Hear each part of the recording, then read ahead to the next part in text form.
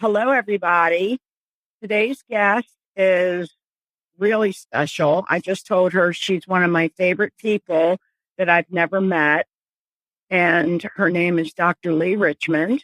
She is a licensed psychologist in Maryland who is presently, I believe, a professor of education in the area of counseling at Loyola College in Baltimore. But you all will remember Dr. Richmond in The Keepers as one of Joseph Maskell's former teachers. So welcome, Lee. Thank you for being here. Thank you. I have to correct two things you said, though. Name is now Loyola University Maryland, and I no longer teach there. I'm a professor emeritus. Ah, are you retired? I have no, not really. I have a small business that does continuing education for counselors. We give workshops that offer CEUs that are acceptable for graduate counselors who are in the schools or in mental health programs. Thank you for the clarification. While we're on that, can you please tell us a little bit about your career and where you started and how you got to where you are now? I got to where I was, where I am now, by spending a long time being a professor, first at Hopkins and later at Loyola. There were 45 years of my life spent doing that. I don't know what else to say. I really don't. I was, before that, a teacher in schools and then a counselor in school systems, and then a professor at a community college, and then went on to the university. Were you an elementary teacher? No. Where did you start? High school. Okay. And was that in Maryland? Yes, it was. And I taught English and history in Baltimore. All right. I also before then taught at a Catholic school. So you said you were a professor emeritus. What emeritus for a woman. Okay. What does that mean? It means that you have served a long time at the university and done some things that they think are worthwhile enough to bestow the emerita degree on you, the emerita title on you, and that you can use the university facilities and so forth for life. That's wonderful. And you've been both at Hopkins and Loyola? 10 years at Hopkins, 30 years at Loyola. Okay. And when did you stop teaching at Loyola? About a year and a half ago. Okay. How did that feel? Great. I bet you don't know how you had time to work. I'm pretty busy. I do groups, I do counseling, and I work with a partner in a small company called Psyche, where we do continuing education. That's great. And I have a feeling you work with Baltimore County Public Schools, correct? I have. We've worked with Baltimore County. If you're talking about Psyche, we've worked with Baltimore County, Baltimore, St. Mary's County. Just last week, we were in Philadelphia. So we offer training all over the place. Oh, that's wonderful. Just a couple of questions about what you were talking about, Lee. What kind of classes did you teach? Counseling, trained professional counselors. Before that, when I was teaching, I didn't go into this, but when I was at a community college before I went to Hopkins, I used to teach psychology. So what exactly is your degree in? Because I know that people call you Dr. Lee. Counseling psychology. That's very cool. When in this career of yours did you actually come to know Joseph Maskell? When I was teaching at Hopkins, where I was for 10 years, he came as a student. How long ago was that? A postmaster student. It was during when did I go to Hopkins? It was in the 80s. Do you remember anything about him being a student of yours? Yeah, he was a really good student. I said that in The Keepers. John Maskell was very intelligent. And when he came to Loyola, he was certainly a grown man, had been a priest for a while, and had directed the counseling program at Loyola University, where I now teach. I think what happened the year he came is that someone who was their permanent director had died, and he came as interim director. And a professor at Loyola recommended that he come and talk to me at Hopkins, and I met him there as he was a student, but also of a colleague because he had been in a college. Can I just ask for clarification on that? You met him actually at Hopkins. He came as a student to Hopkins, but he was at the same time teaching in I was told that he was director of counseling at Loyola the year before that. Okay. And what would that entail? Actually counseling students or teaching? teaching students. Okay. How would you note that you said that he seemed like a very intelligent person? Is there any other way that you would use to describe him when you first started your interactions with him? Yeah, he was friendly and he was very personable, and he got along well with everybody else that he was later on in class with. So he was a good student and a person that people liked. Did people know he was a priest? Yes. Yes, they did. As a matter of fact, I knew it, and he would often wear his priestly collar. I believe he was in a church at that time in South Baltimore, if I'm not mistaken. Holy Cross, I believe. Yes, that's one of the places where he worked. I know that you said he was a student of yours at Hopkins. How would you, I guess he was older than a lot of your students. Well, yes, he was, but the students were graduate students. And as you may know, graduate students can be of any age. A lot of them were coming back to school. So there were no 22, 23-year-olds in the crowd. And would that be like a group of 100, or what were your size classes that he was involved in? Oh, they would have been small. They would have been anywhere between 12 and 23.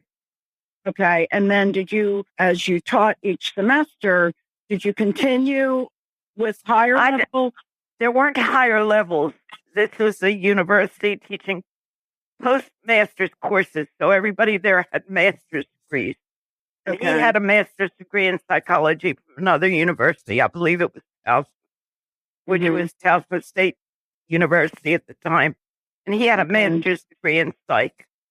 I guess there was nothing other than his brightness and the fact that he was a priest to set him aside from anyone else. They were all pretty bright. I'm just trying to think. I don't know how many semesters he was in my class. I know that I met him. I know that he was in class with me at least once. He was probably with other teachers as well. I don't remember who. I don't remember his transcript. I do remember that he was friendly with a group of students, and particularly with a friend of mine. So as you got to know him through teaching, I remember that you talked about becoming friends, correct? I got to know him as a friend. He was a friend of a friend, and he was, I believe, in the Holy Cross Church at that time. And there was some program that we wanted to do downtown. He let us use the church and the church hall, and some doing all these interactions. I got to know him as a friend, yes.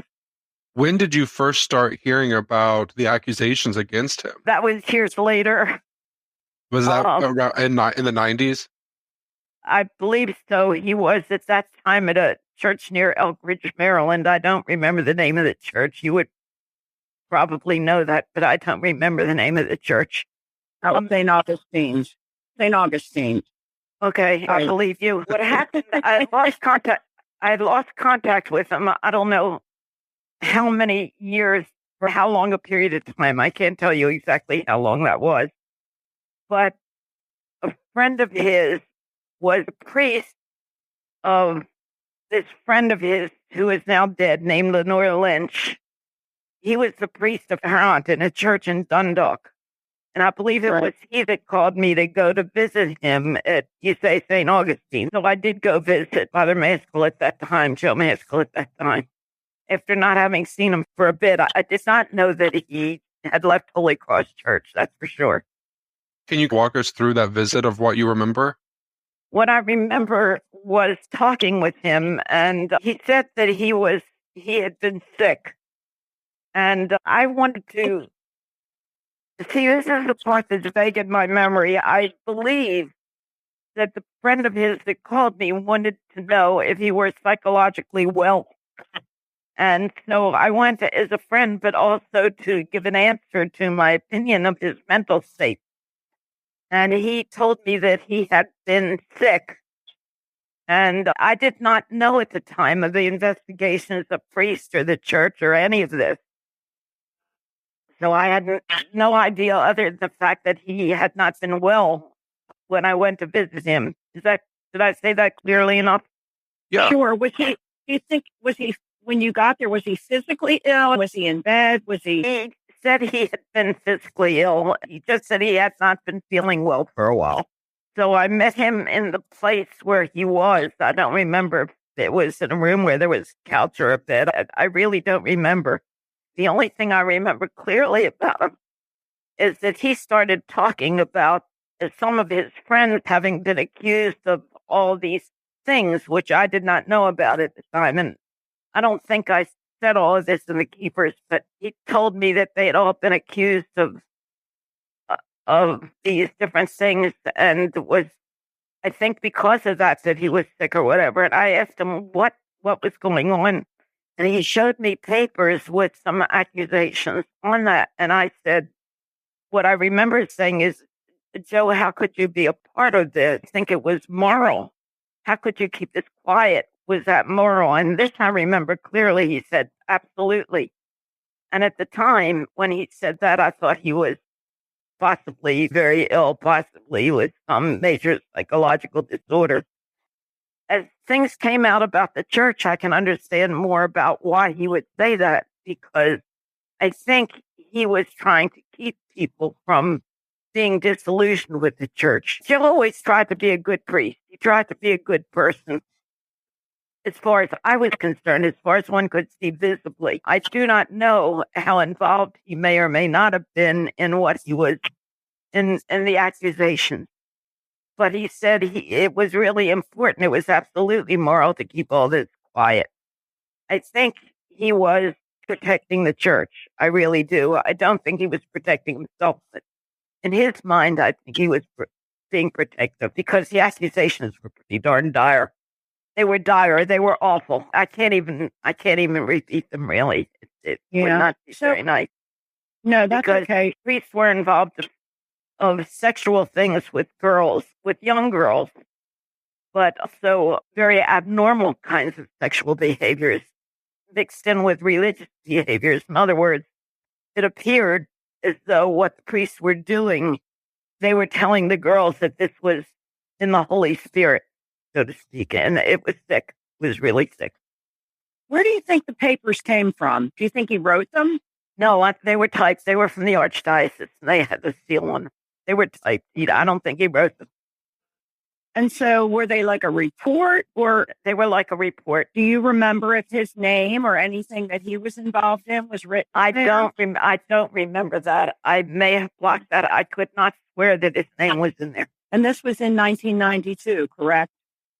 Whenever he was, this was whenever he was St. Augustine's or whatever. Yeah, that was around 92. And do you remember how many sheets of paper he had there, and did he hand them to you? I said, what's going on? What's making you sick? And he did give them to me, yes. I guess your stomach fell out, or you're just... No, my stomach didn't fall out. I just was surprised, very surprised. Right. And how could, I do remember this. I said, how could you not talk about this? I suspect his name was not in it. I suspect he gave me papers of other people, because I said, how could you not talk about this? Was that moral? Is this moral? And when he said, yes, it was, I did think he was mentally deranged, and remember telling his friend that. I now am not sure that he wasn't just protecting people, perhaps himself and perhaps others. I think he saw himself as a protector, not as a villain. And there's several reasons for that. I knew that he worked for I believe it was the state police. I knew that this person that sent him to Loyola, the person who was another professor and sent him from Loyola to Hopkins, that her daughter worked for the state police. I know that Father Maskell took that daughter home regularly, drove her home because he wanted to protect her. And I also know there was no sexual anything with her. That visit that you had with him, how did that end? What was your position when you saw those You've got to realize that my relationship with him was a friend relationship. So my initial reaction was shock when I saw them, but I did not show the shock. I was surprised. I was shocked. And what I said was, how could you be involved with this? How could you keep it a secret? I asked him those questions. And he said he was doing it for good reasons. And I said, how could you as a priest, is this moral? And he said, yes. And I did not debate it with him at that time. I thought he was deranged at that point. I just talked with him a little bit and said goodbye and left. No, I was in no official capacity. As a friend of his, I know that you said that you don't remember there being his name on those papers. Do you think he would have came out and told you this is about accusations against me? Or do you think he would have left it more of a generic attack on the church? I don't know. And I can't swear his name was somewhere in the papers, because when I saw when I initially read he was accused, or they were accused of, these priests were accused of, it was literally sickening. It was not something I'd like to repeat. Yeah, what you may have seen was the charges being brought, because of course we know after that then became the Jane Doe trial, the case against Maskell. So what you may have just seen may not have had his name on it if they were just the charges that they were, of what the women said happened. There were priest names on it. There were priest names on this paper that I know. Okay. Did he give you those papers, or did you leave them there? I left them there. They were not my papers. I didn't want them. Sure, but he obviously trusted you and wanted you to see. I think he trusted me. I think he saw me as a friend. He might have seen me as somebody who could help him. Also, Lee, was that the last interaction you had with Joe? Yes. I never saw him again after that. And there was a phone conversation between me and between the person who told me he was there. And I remember asking him, what did you think? And I said, I think he's not in a good mental state. I wasn't sure what it was that was the matter. And I asked what happened after that. And I believe they told me that this person, it wasn't a they, it was a single person, that he was to a place in New England. Connecticut sticks in my mind, but it may not have been Connecticut. A place in New England where he could heal. And I never saw him again after that point. I never saw him after I left that room. Correct.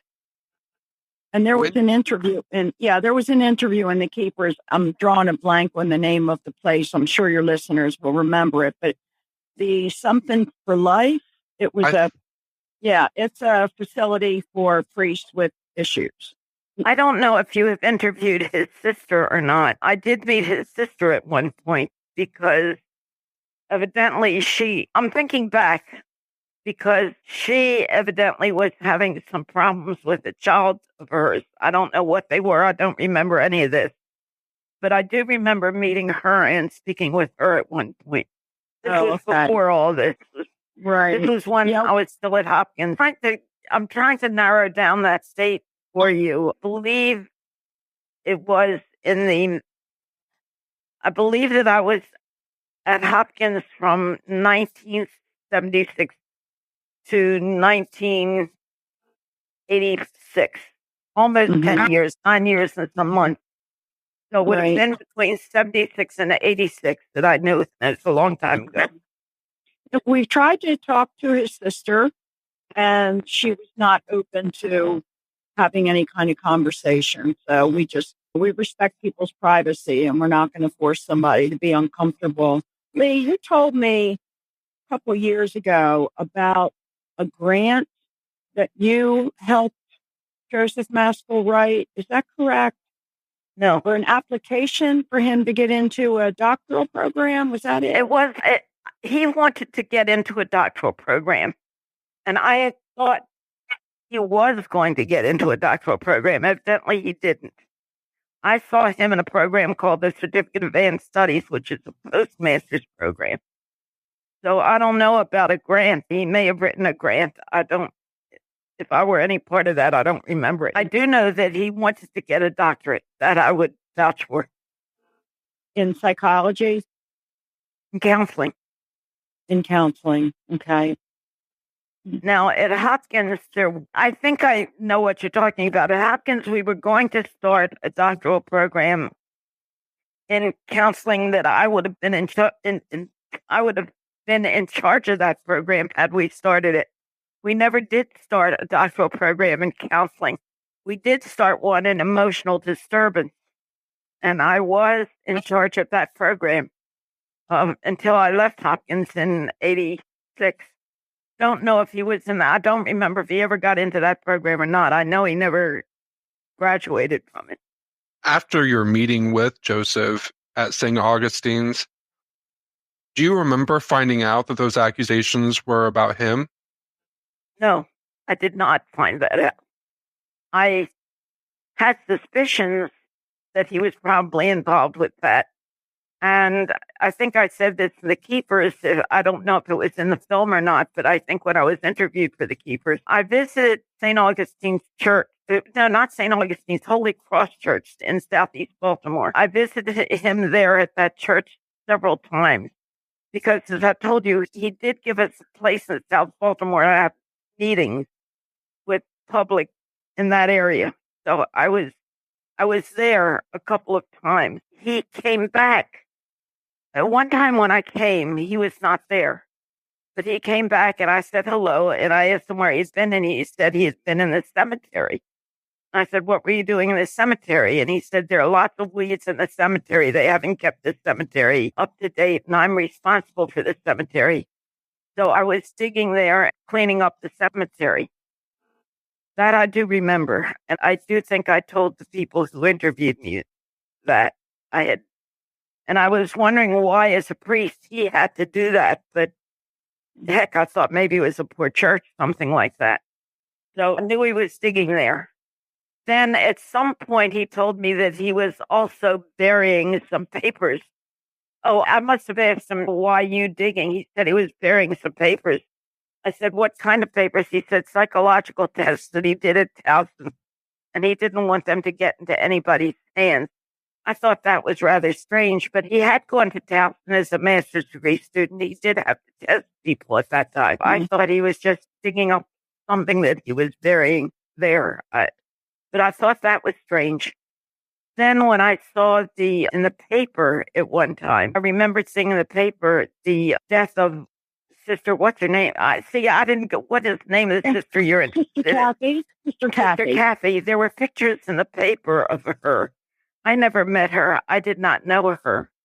But there was a sneaking suspicion that I must have put it out of my mind, that Joe was, and I'll call him Joe because that's how I knew him, that Joe was involved in that. And then I thought, oh God, I hope not. That's it.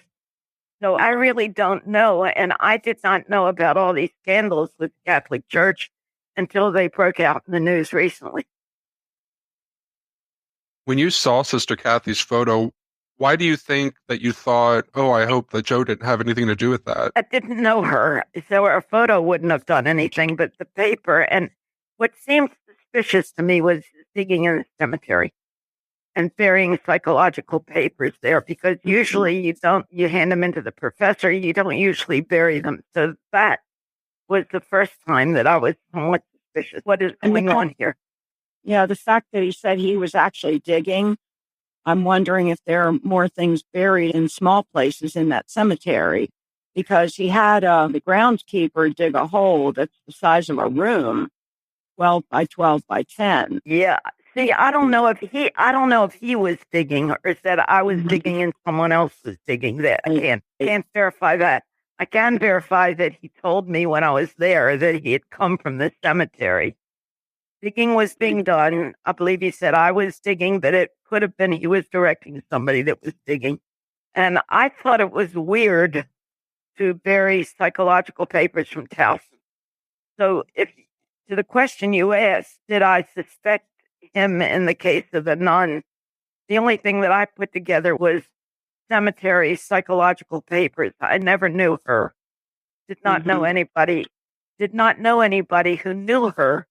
So I must have known people who knew her and did not speak about it, because I was good friends with some of the school teachers of Notre Dame. Never heard her name mentioned. Dr. Richmond, as a teacher, if you have psychological testing, what would be the normal way to dispose of those tests? They would be disposed of in class. They would be shredded. Okay. So it wouldn't be likely for somebody to keep all that.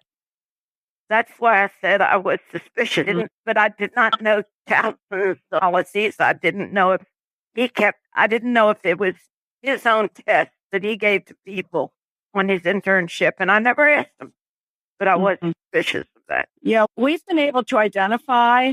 We used pictures of the hole where this stuff was dug up, and we had a photographer do still shots, and we were able to identify what the tests were. And they were tests that were personality tests. They had parents' names on them, giving permission. Okay, his Towson test could have been that. But it would be unusual if that were the case, that he would have buried them in a cemetery. Okay. And often I imagine that he was digging a hole maybe 10 inches by 10 inches. He didn't know anything about a big hole. Yeah. Can you put your psychologist hat on for a minute? And this is a loaded question, but you can not answer this if you prefer not to. But in terms of a diagnosis, would you have a diagnosis of his mental facilities? I would say, and I'm going to put this in terms that people would understand, I would say that Joe had more than one personality. And I don't know if they even knew each other or not. I do know from the friend, I think there was a good Joe and a not so good Joe. And I think the good Joe was a person who really wanted to be holy. I think I told your interviewers this. The person that I knew at Loyola, he had talked to a good bit. The person who sent him from Loyola to Hopkins, where I was. And we are now friends, and we have talked a little bit about this. And she has told me that he had told her, he did not tell me this directly, that his mother from the age of 4 on dressed him as a priest. He was supposed to be a very good guy in the family. I can tell you another incident where he was helping me, and that is that I at the time owned a boat, and I was having some trouble with the boat. And evidently he knew something about boats. And he went on the boat with me one time and taught me how to do some things. There was never anything sexual between him and me, if I'm making any sense. But sure, there was this Joe that was always trying to be good, trying to be helpful. That was his public persona. If indeed he was involved in all these other things, and you seem to have proof of it, if that's so, then that was another whole person than the person I knew. So the only way he could have reconciled these two people is that if he believed he were doing something good for the priests and good for the church. Now, is that normal? Absolutely not. And there are names for it. Multiple personality is a name for it. He may have had more. It's not used anymore. It's dissociative disorder. And I may have mentioned that to the guys that talked to me. He was not schizophrenic. Did he have a personality disorder as well? Very possibly. He might have been narcissistic. But did I see any examples of narcissism when I saw him? No, I saw only the good Joe. Do I think he was sick? Yes, I do. I mean, it's many of the other people in the church who were defending the church and not speaking. One of the people that I met at Holy Cross who lived with him was also engaged in some of the accusations that later came out in the newspapers. I suspect that Holy Cross Church was a place that I suspect that Holy Cross Church was a place that the archdiocese sent priests who had some accusations against him. I believe the whole church, frankly, everything that happened in the church with regard to that is sick behavior, sick and defensive behavior. Yeah. I also believe, though, that they were trying to protect people from the scandal that later ensued, and that's why I think Joe thought it was more moral than perhaps having everybody angry with the church, leaving the church, confused, etc. That must have been a strange feeling for you when it dawned on you that there were two personalities or two very different, that you were seeing one. You've got to realize that this was a very small part of my life. In other words, he was a student who I knew better than I knew some students, not as well as I knew other students. He was a part of my life, but a small part of my life. And what happened in the church did not affect me directly. So what puzzled me was his answer when he said, yes, this is moral. And I really didn't start thinking about all this till Judy Downs, I've forgotten her last name right now. She knew him at where's the middle school that they went to, Our Lady of Victory or something. And she asked me, would I speak to you, Gemma? And I said, yes. And I really didn't think a lot about that in between. In other words, it wasn't a big part of my life. I know more about it now since you're people from the keepers team than I ever knew, because if you were to ask me how I knew Joe, until that time that I went to St. Augustine's Church, that's the church in Oakridge, right? Until I went there, I didn't know anything was wrong. And you had known him for like already, over 10 years, right? Yes, but hadn't seen him for a good part of that.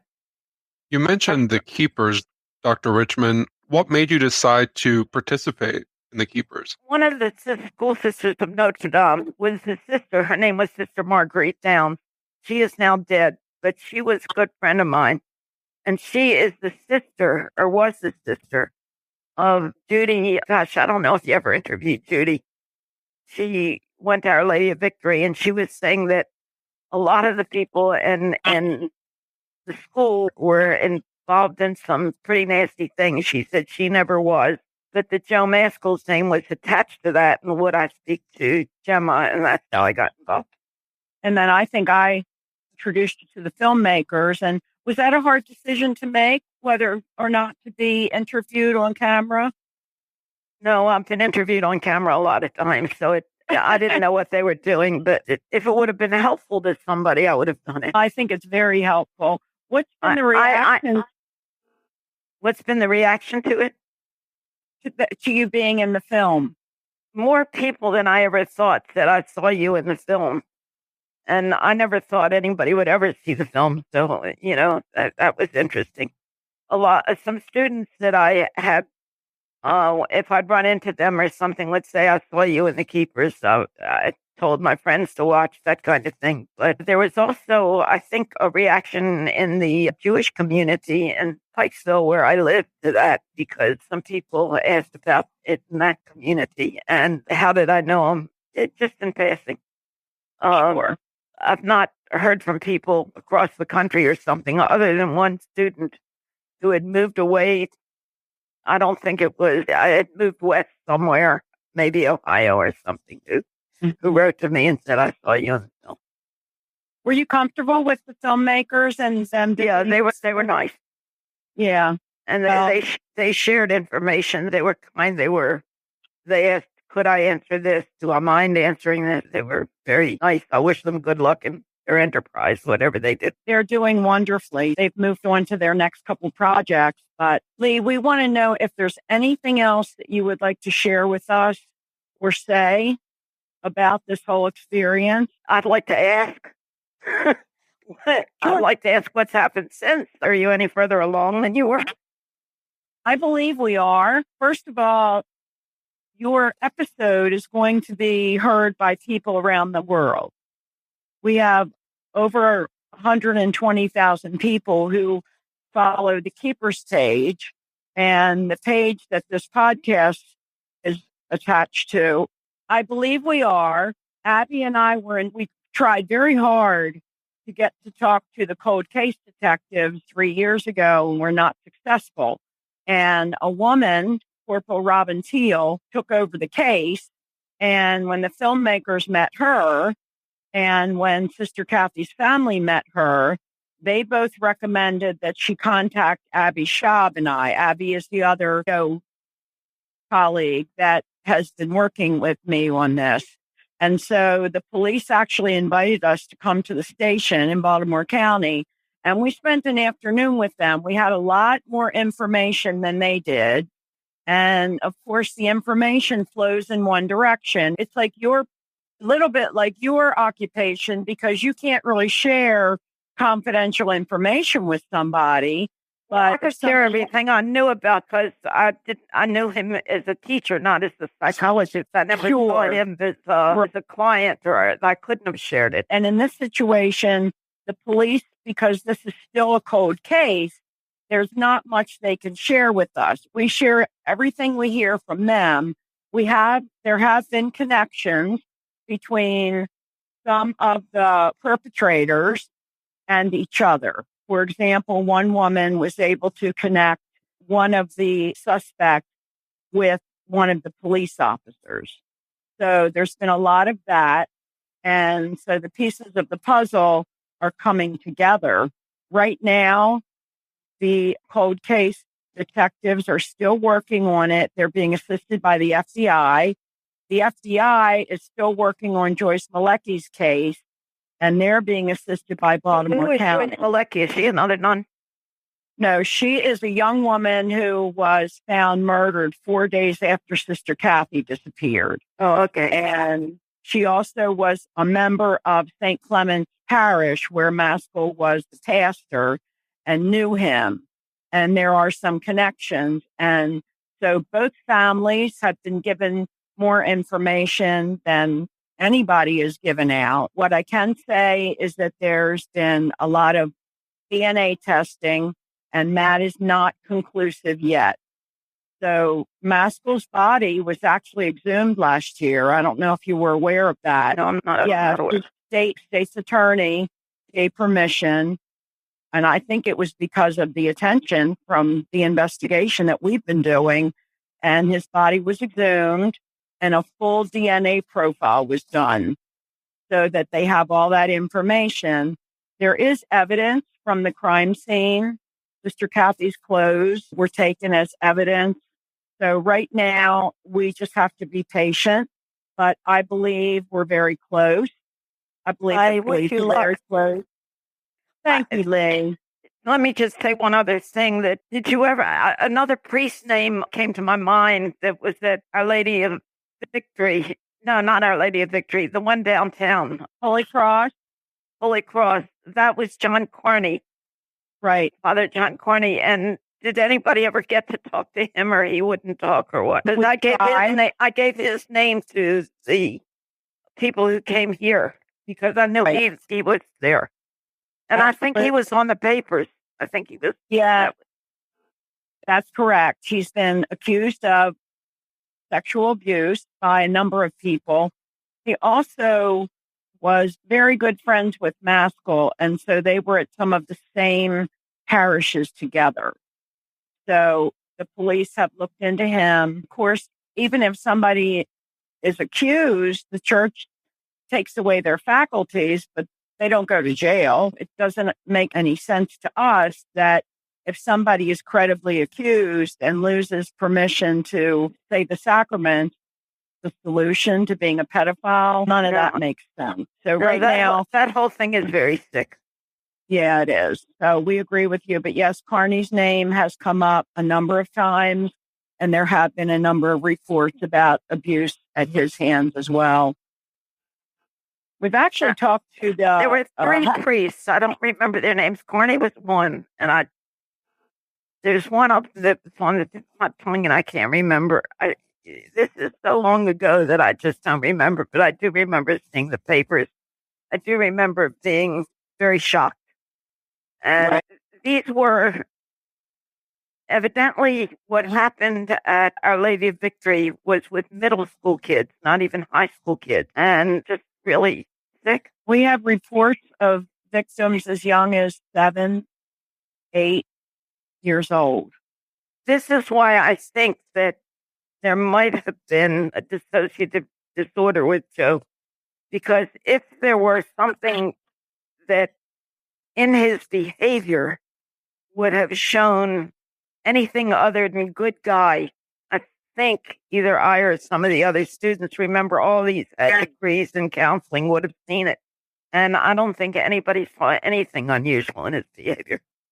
That's really fascinating, isn't it? Yeah, it is. Dr. Richmond, I have a question about that for a second. I know that you mentioned that Joe was a very intelligent person. And of course, I'm 29 years old. I've never met this man. But if he was a very intelligent person, and if he was guilty of these accusations, do you think it's also plausible that he did a good job of hiding it from so many professioned people in psychology? Yes, I do think that's possible. I also think it's possible that he may not have known it, though improbable. Yeah, one of the things. In other words, he could have been guilty and not know it if he really was dissociative. And with that multiple personality disorder, of course, that would also make sense of why he was so depressed or upset when you met him at St. Augustine's. him reading through the accusations, maybe he was experiencing that for the first time, if he did have multiple personalities. It's all conjecture. If I saw him now, if that visit were to take place now, I could answer your question. You got to realize that when I went in there not knowing, poor Joe was in a bad mental state. Why? I didn't know what was going on. I didn't know much more when I left, except that it was very puzzling to me at the time, not puzzling anymore, that he could have called this moral, because he could have called the actions moral to keep people from knowing them. They were really accused of some pretty vile stuff, and they were young kids that were involved in it. Oh, we've talked to many. It was really ritualistic. I think what you're trying to say was ritualistic and almost cult-like. Yeah, it was almost cult. What it was is evidently the priests were ejaculating on these young kids and making signs of the cross on their chest. That is really sick. Right. That is behavior. You're right. And you're right. Totally unlike anything that I knew of Joe. It is not unlike anything that I knew of Joe that he would have known of it and covered it up.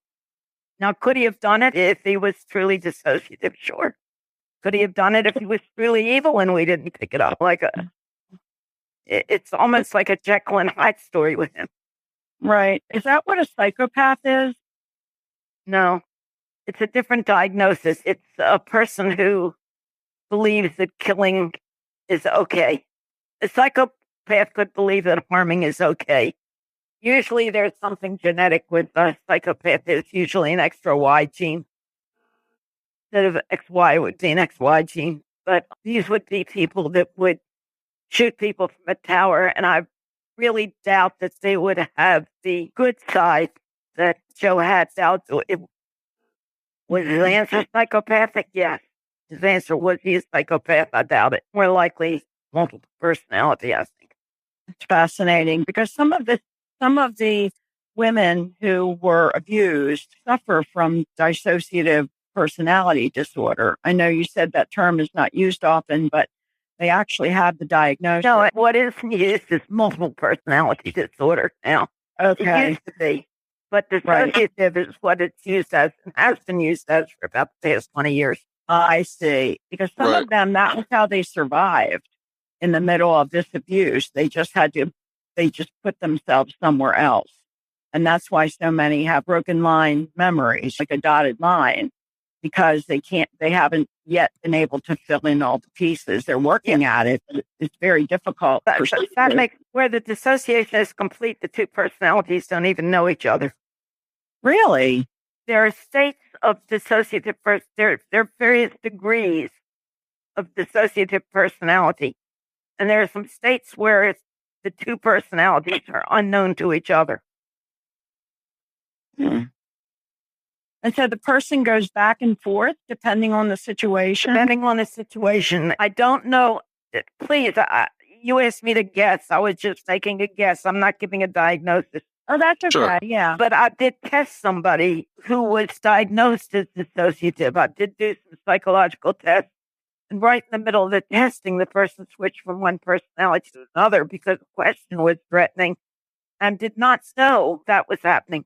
The two people didn't know each other.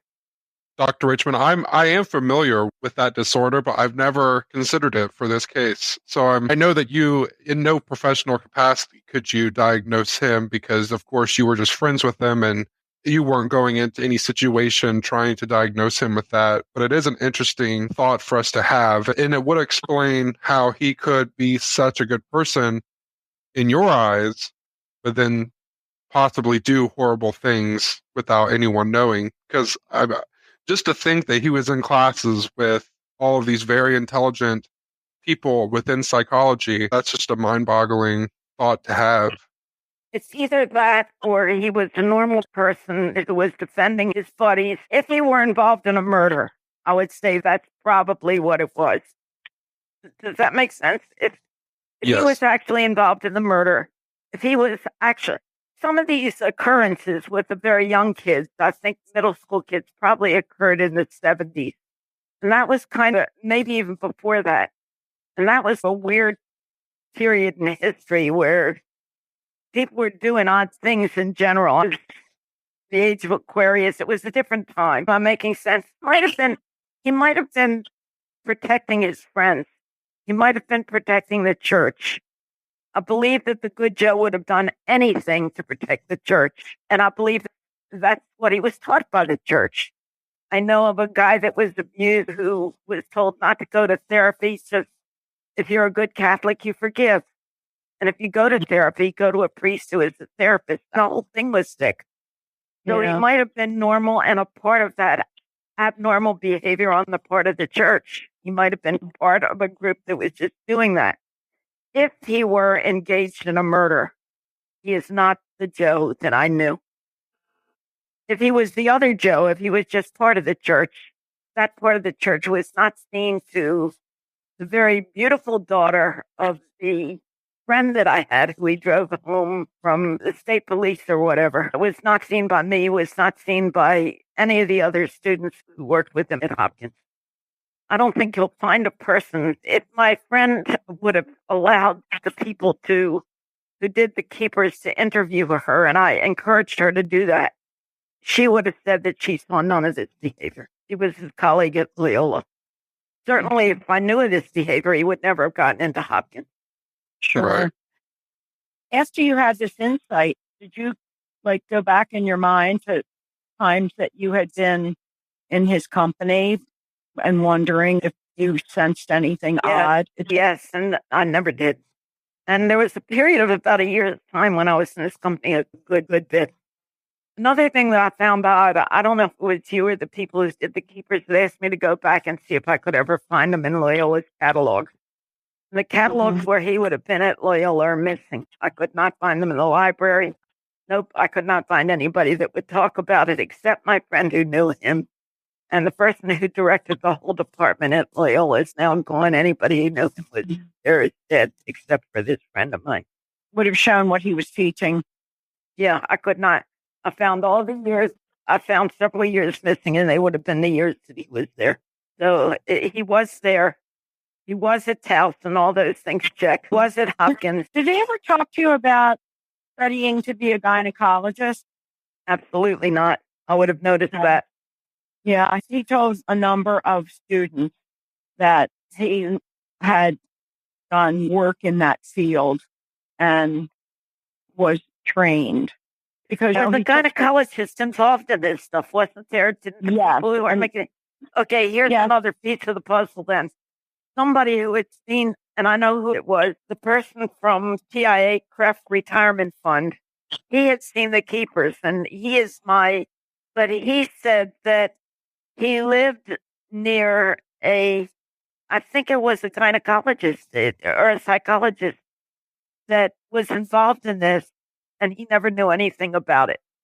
Right. There were two. There was one psychologist who was on loan from the Archdiocese that would do testing at TO, and he's still living. The gynecologist is Christian Richter.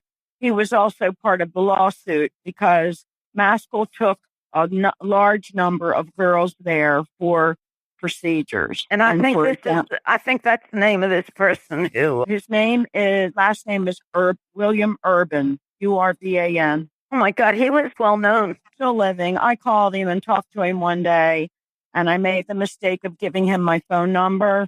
And now I've tried to talk to him again, and so he has caller ID and he knows it's me. In the 1970s, I was not at Loyola at the time. I was not even at Hopkins yet at the time, but I was teaching evening classes at Loyola. And I think they called him Bill Urban. And I believe he was a psychologist there at the time. He won't talk to me anymore. And he worked in different schools at different number. He told me he was only at Keogh for 3 hours a week, but we know that it was more than that. And we know that both he and Maskell were tight.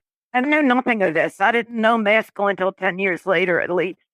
We appreciate your insight The mystery is how Joe could be good Joe, and I'm sure you've met other people who saw him as good. Or some of the students saw him as good and protective. Not many. Not many. No, he wouldn't have been there. But he had a really bad temper. If you were waiting in the chapel to go to confession, or if you were sitting in one of the pews laughing with your friend, he would come storming out of the confessional and scream at everybody. And that's interesting because that would have been traditional. But when I knew him, he wanted to present himself as a liberal and loving everybody. So that's another dichotomy. He was really inappropriate with some of the kids at St. Clement's, not in a sexual way, but just in the way he talked to them. And he would come in the classrooms and embarrass children, and boys would stand up and yell back at him, and he would just have a tantrum. Yeah, it's a real interesting, like you said, dichotomy. He was probably a weak mama's boy who wanted to present himself as a very strong boy. That might have been the original split. Yeah, what do you make of that being a little priest at the age of 4? Isn't that weird? Yeah, but that's a goody-goody. That's a goody little guy. I would bet when you say that that's part of the two parts of Joe. The scared part, which comes out, is a bully. None of this did I see.